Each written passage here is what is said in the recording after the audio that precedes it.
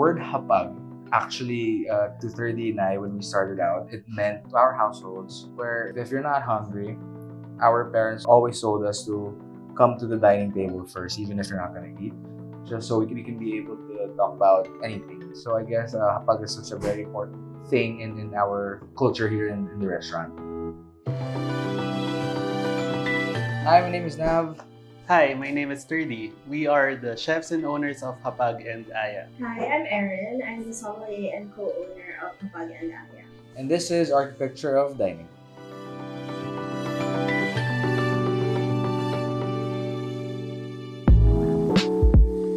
Hapag is basically our love story to the Filipino culture and dining. We always wanted the restaurant to still feel like a house. And we don't want it to feel too stiff or doesn't feel too welcoming. So that's the idea where we started off of. There was also the issue of making sure that we remember our roots from Katipunan. It's a collaborative effort, not just on our part, but also on the design team. Hi, I'm Liza Morales. I'm the creative director of Ecotecture Design Studio, and I designed Aya and Hapag. The chefs and the owners kind of wanted to always look back on their roots because that's how they started and that's how they became known. This feels more like an evolved version of that initial restaurant. So it's kind of that, growing up, kind of adulting, because that's kind of where their food also has evolved. So it was always making sure that we try to connect both the old space and the new space, and a lot of different sort of nods to the old space. We wanted to make sure that it felt like a theatrical experience. So from the moment that you enter the door, it's a big door of the Banawe rice terraces, and then on the left side you see the jar of ferments that were specially made by Mia Casal, and you're automatically led to the main dining. Hapag and Aya has 2 private dining rooms.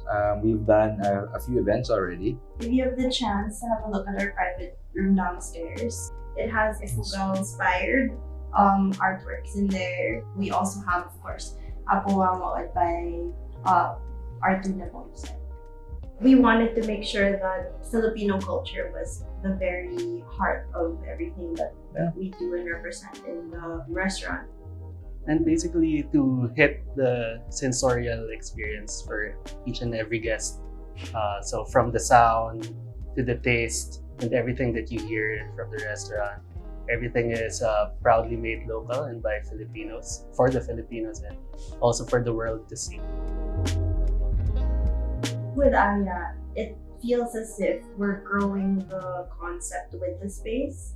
So because we have this beautiful glass house and the modern brass solejia that you see, it also made us evolve with it. Now it's sort of beginning to feel like that space in particular gives us freedom to explore modern Filipino culture. If you invoke a feeling of a house, it's easy for the food to follow. And the food that we make is comforting. It's comforting. So it's like a new take or a modern take to Filipino dining. With the design, what we wanted to do is basically tour, the guests in the different, geographies or different locations in the Philippines. Kind of like how the chefs have reinterpreted the different ingredients from different locations as well in the Philippines. The doors itself, they're custom handles. We have that Filipino trees that's etched or engraved on the doors, on the front doors. But there's also that subtle reference to the logo of Hapag, which you will see in the door handles. When you enter the space, you will see this really tall carving above the entry to the main dining area. That was more a reference to the Banawe rice terraces. It's an ode to rice, basically, because as you know, rice is a foundation of a lot of dishes. There are different references to ancestral homes from the Philippines. We used adobe walls, which, would be what you would see in your lola's house in the 60s. That's kind of familiar.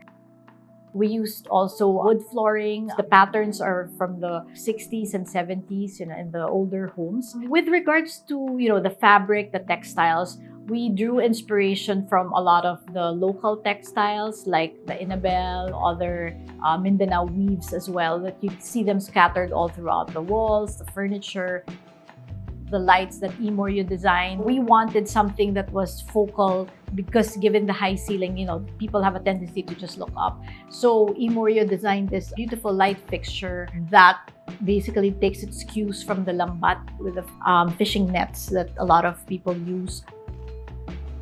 The inspiration for the bar area in Aya was the capiz styles, but we reinterpreted using it more modern materials. We took the Solia pattern and reinterpreted it using brass materials. So it's a different spin to what you would, commonly see in ancestral homes. The idea of the restaurant now compared to before, it's now a vessel for local artists around the country. For example, we made all furnitures locally from Pampanga, even the art piece in the restaurant, even the cutleries, all the produce, everything you see at the restaurant is actually locally made. We envision this space to kind of evolve over time as well. So we don't want to have the space, kind of limiting the kind of people who would be enjoying it. We've had actually a few people come in here and say that they actually changed their minds a little bit about what hapag is when they came in at the restaurant. It's sort of like stepping up to the plate and already seeing something so beautiful. It just makes the experience a lot better than it will be later on.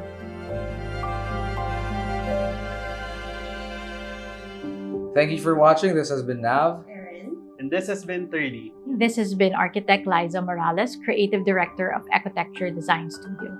To watch more of Architecture of Dining, Please subscribe to the BluPrint YouTube channel. bye! Bye.